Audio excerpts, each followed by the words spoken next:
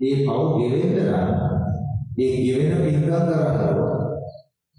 ඒතකොට ඒ වගේ ගෙවෙන පින්කම් තමයි මල්වදී මල්ලාසල පිරිසිදු කිරීම.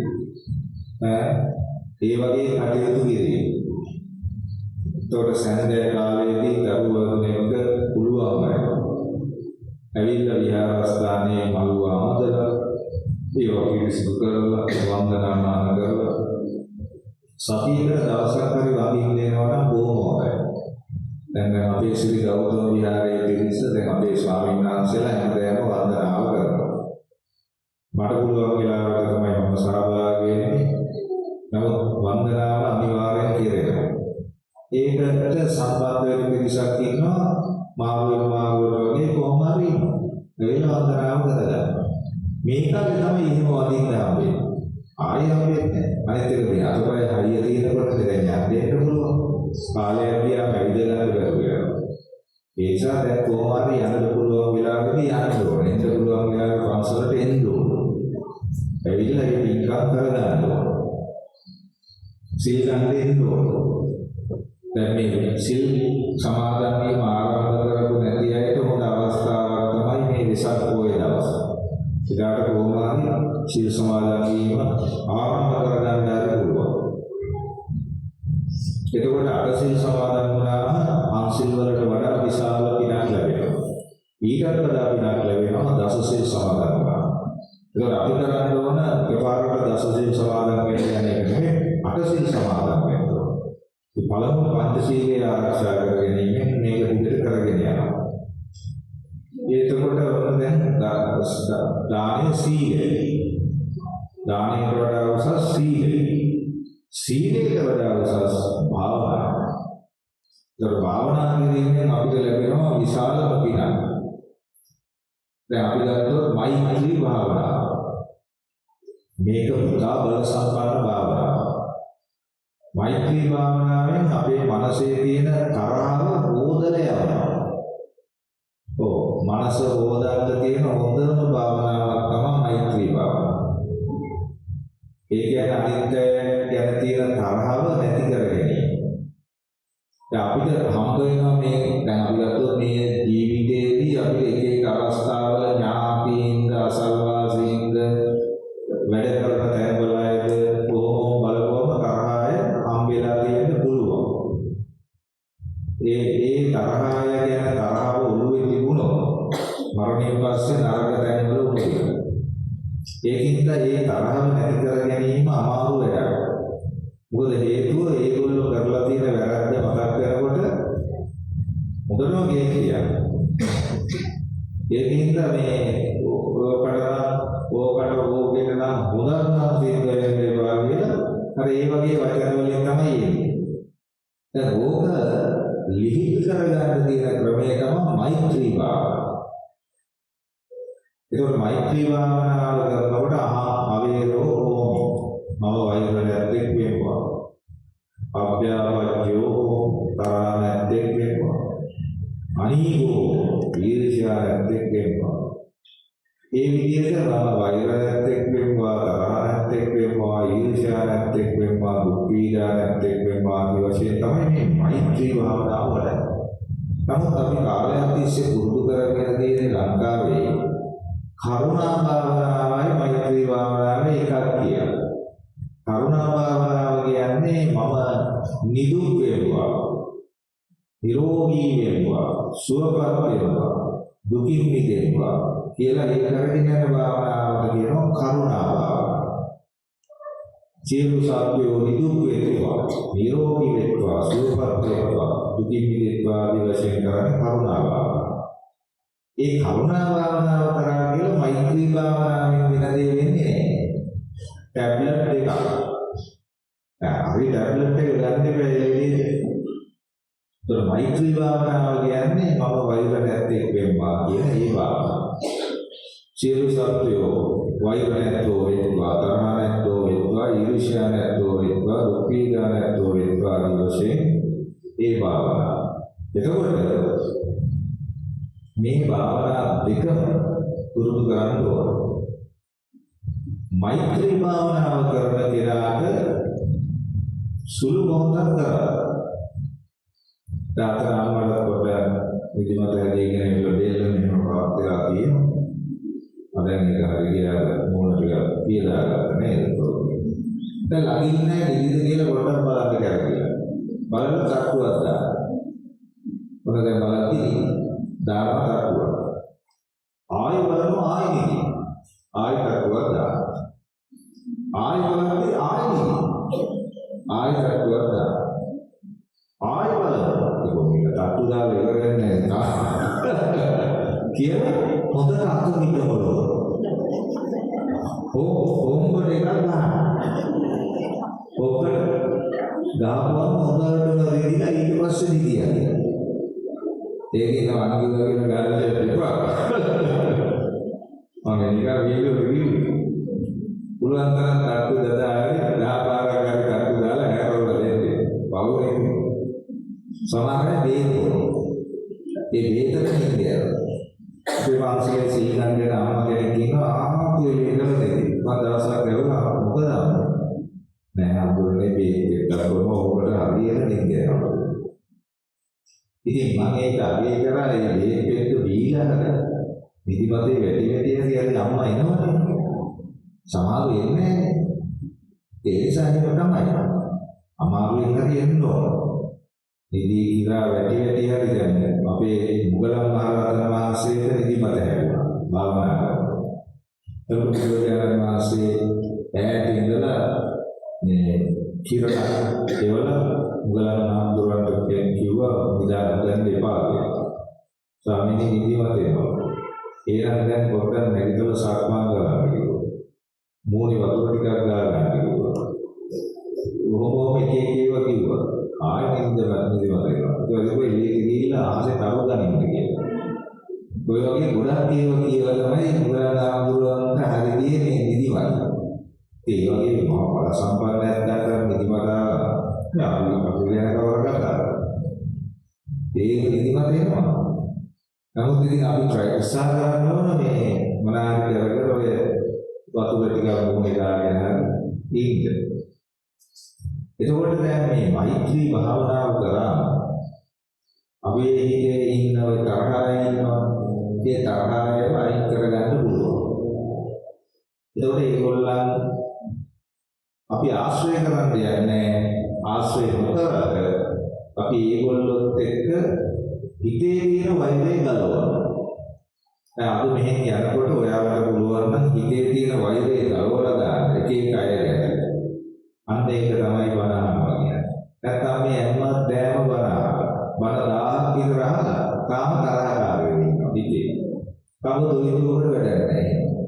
ආවුවා නැහැ. දැන් හරියට බණහන කරාම ලෝකේ කිසිම තරහකාරයෙක් නැහැ. හැබැයි ආශ්‍රය කරන්නේ නැති අය ඇත. ආශ්‍රය කරන්නේ නැතිවීමයි තරහකාරව නැතිවීමයි දෙකයි. අපි ගෝ මෙතනට ඇවිල්ලා ඉන්නවා කවුරු හරි කෙනෙක් ආශ්‍රය කරන්නේ නැති එක.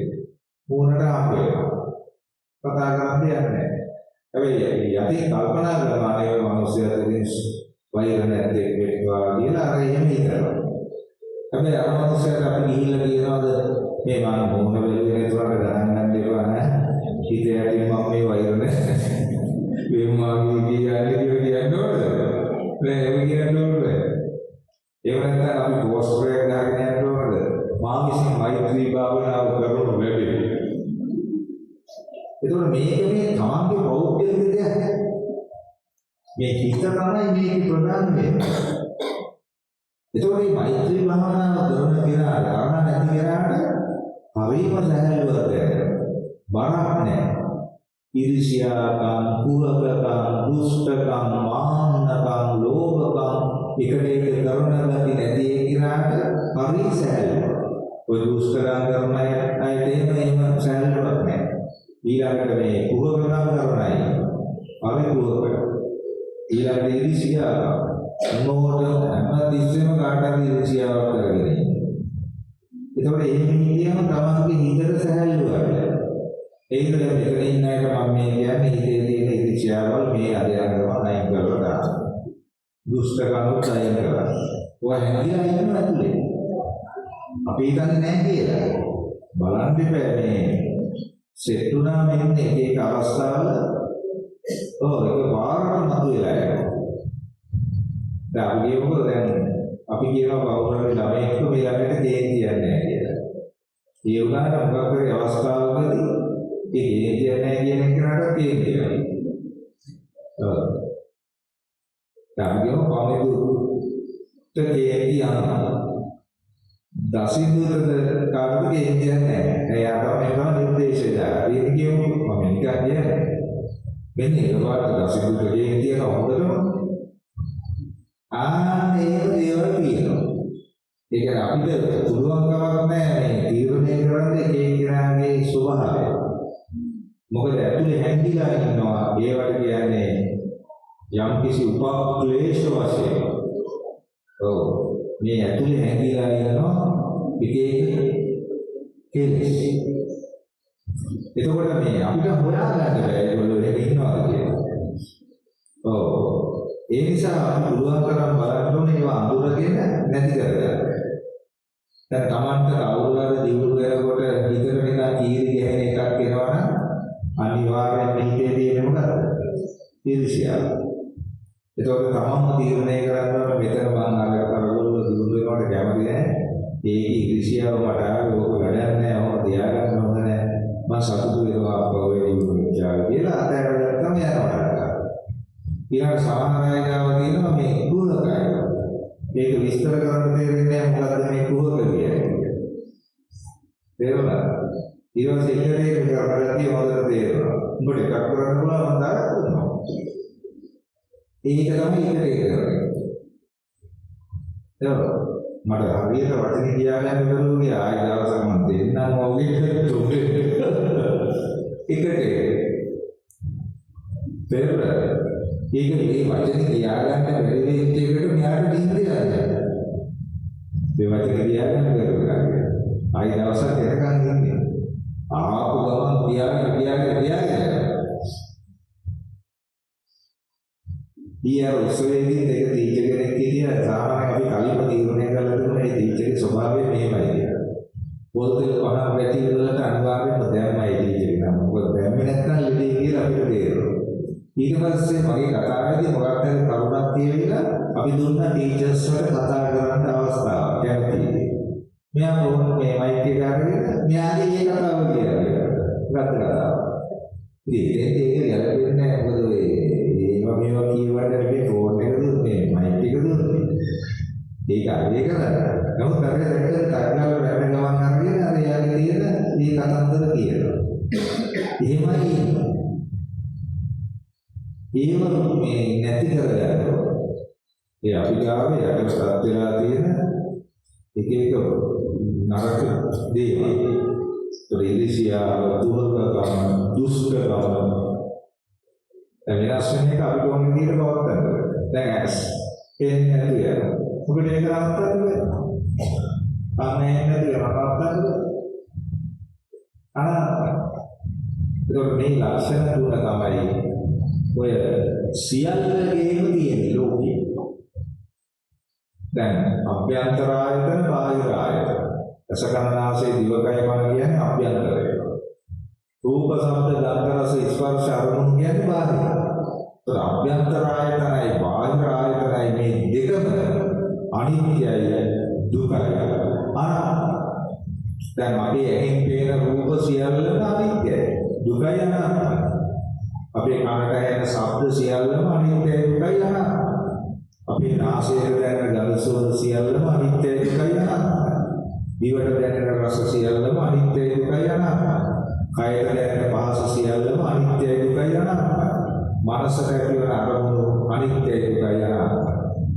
ඇහැ, කන, නාසය, දිව, කය, මන මේ සියල්ල අනිත්‍යයි දුකයි අනාත්මයි.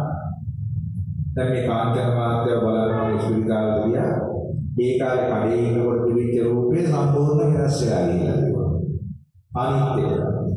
ඊට පස්සේ ඒක දුක. අනාත්මයි කියන්නේ අපිට එයාට හදවන්න බෑ. ආයෙ අර පරණ එක හදවන්න බෑ. තේරුණා නේද? අන්න ඒ විදිහට දකින්න එකට අපි කියනවා ප්‍රඥාව. ඒකට මොකක්ද කියන්නේ? ප්‍රඥාව. ඒ ප්‍රඥාව උදා දිනු කරාම තමයි චතුරාර්ය සත්‍ය අවබෝධ කරගන්න පුළුවන්. දුක ඇතිවීමට හේතුව, දුක නැති කිරීම මාර්ගය කියන මේවා හරියටම සාර්ථකව සිද්ධ වෙන්නේ මේ ප්‍රඥාව. ඒ නිසා ශ්‍රද්ධාව තුලින් ආරම්භ කරලා ප්‍රඥාව කරා යන ගමනක් තමයි බුදුරජාණන් වහන්සේ දේශනා කරන්නේ. හැබැයි ශ්‍රද්ධාව නැතුව ප්‍රඥාවට යන්න බෑ. ලංකාවේ ගොඩක් වෙලා තියෙන ශ්‍රද්ධාව නැති. ඒ ශ්‍රද්ධාව නැති නිසා බුදුරජාණන් වහන්සේව සරණ යන්නේ. බුදුරජාණන් වහන්සේ කියන එකට වඩා වටිනවා සිග්මන්ඩ් ෆ්‍රොයිඩ් කිව්වා. තේරුණාද? ඒ ලංකාවේ ගොඩක් අය ඉන්නේ හැමතිස්සෙම බුදුරජාණන් වහන්සේ කිව්වලුම මංගල සූත්‍රය හරියන්නේ. අහවල් මහාචාර්යවරයා මෙහෙම කිව්වලුම මම සිල් දෙන්නට නැහැ. තේරුණාද? ඒ මොකද? ඒගොල්ලන්ට ශ්‍රද්ධාව නැහැ. ඒතකොට මට නම් බුදුරජාණන් වහන්සේ දේශනා කරපු එක තමයි ලෝකයේ අංගය. අනිත් ඒකේ මොකක් හරි ගන්න පුළුවන්.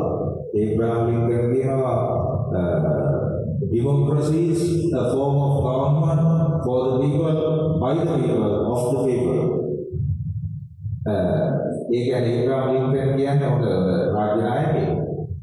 ප්‍රජාතන්ත්‍රවාදය යන මිනිසා විසින් මිනිසා උදෙසා මිනිසාකම කරගන්නා වූ හරිය මේ වගේ දේශපාලන ක්‍රමයක්. මේ ඒව බොරු නෙමෙයි. නමුත් බුදුරජාණන් වහන්සේගේ චතුරාර්ය සත්‍ය ධර්මයේ කිඳු කරන්න පුළුවන්ද? බෑ. අනිත්‍ය දුක්ඛ අනාත්ම යන ත්‍රිලක්ෂණයට කිඳු කරන්න පුළුවන්ද? පැත්තකවත් කිසිම රාජ්‍ය නායකයෙක්, කිසිම ආගමික නායකයෙක්, කිසි කෙනෙක් ලෝකේ අනිත්‍ය දුක්ඛ අනාත්ම කියන මේ ත්‍රිලක්ෂණය ඉදිරිපත් කළා නැහැ. චතුරාර්ය සත්‍ය ඉදිරිපත් කළා නැහැ. පටිච්ච සමුප්පාදය ඉදිරිපත් කළා නැහැ. ආර්ය අෂ්ටාංගික මාර්ගය ඉදිරිපත් කළා නැහැ. පංච උපාදානස්කන්ධය ඉදිරිපත් කළා නැහැ. කිසි දෙයක් නැහැ. ඒ නිසා අපිට තමයි මේ සේරම තියෙන්නේ. ඒ වුණාට අපේ අයට මේක තේරෙනවද? නෑ. දැන් මේ පොඩි ළමයා ඉන්නවා බුදුදහම ගැන කැමති ඉතින් මේ දෙන්න. කවදාද දවසක මේ දවල් විවාහ වෙනවා මේ කතෝලික දෙන්නෙක්. මොකද වෙන්නේ? මුංගේ ළමයි කතෝලික. මේ පොඩි දෙන්නගේ ළමයි මොකද වෙන්නේ? කතෝලික. මොකද ලංකාවේ ඉන්න කතෝලික අය ඒ අය අම්මා කතෝලික වුණා තාත්තා කතෝලික වුණා ළමයි කතෝලික. පොන්ද පණ තියෙනවා හොඳට ඒ පැත්තට ගන්න. අපේ පොන්ද පණ නැහැ. දැන් අපි ගෝ මේ දවල් යාළු වෙනවා කතෝලික අයියට දෙන්නේ. මේ ලොකු නාම වෙන එක කියයි. ඒතකොට ඒ අයියා කියනවා නාගි නේ හරි වැඩි. මගේ නම් පස්සේ නැහැ ගෙදරින් කියනවා ඉතින්. අයියෝ ආවේගයන්දී මොකද්ද කියලා කෙලින් මේ පැත්තට ඒක. ආරෝග්‍යෙ තියෙන්නේ මොනාරි සෙල්ලමක් දාලා ළමයිට කතෝලික කරන්න ඕන. පල්ලියේ වරින්න ඕන. සියලු අපේ අය එහෙම දෙයක් ඕනේ නැහැ. එහෙම නිකන් කැක්කමක් තියනවාද බුදුරජාණන් වහන්සේ කියන්නේ? නෑ ඕනේ එක.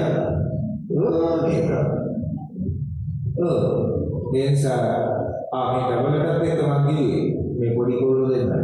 පමිතු සමිතුනේ දසින් නැත්නම් ඒවත් කරන්න ඉන්න තියෙනවා. දැන් දෙවිලා තියෙන්නේ තම තමන්ගේ ආගම අදාගෙන ඉන්න පුළුවන් එක හොඳයි. නමුත් වැඩේ තියෙන්නේ අපේ අය ලස්සනට හදලා ළමයි කියලා මේ පැත්තට ගන්න තමයි නතර කරන්නේ. අර තාත්තා වුණත් අම්මා. තාත්තගේ ඇයිද ගන්නෙ නැහැ අපේ පැත්තේ. අපේ කියන බෞද්ධ පුතා. අර කතෝලික. දැන් ගන්න ඕන තාත්තගේ ඇයිද ගන්නෙ? තාත්තගේ ඇයිද ගන්නෙ? අර සේපිලි එකත් ඊපැත්තටම දාගන්න. හේතුව බුදුරජාණන් වහන්සේ ගැන පැහැදිලිව නැහැ. දැන් මොකද්ද මේ නැත්තේ? ශ්‍රද්ධාව. ඒ නිසා මේකේ අපිට වැදගත්ම දේ පළවෙනි පොයින්ට් එක ශ්‍රද්ධාව. ශ්‍රද්ධාව ඇතුළු මේක බුදු කරන්නේ. ඒ ශ්‍රද්ධාවන්ත කෙනා ඊට පස්සේ අනිත් පිළිවෙලට යනවා. ඊට පස්සේ ප්‍රඥාව කරා යනවා.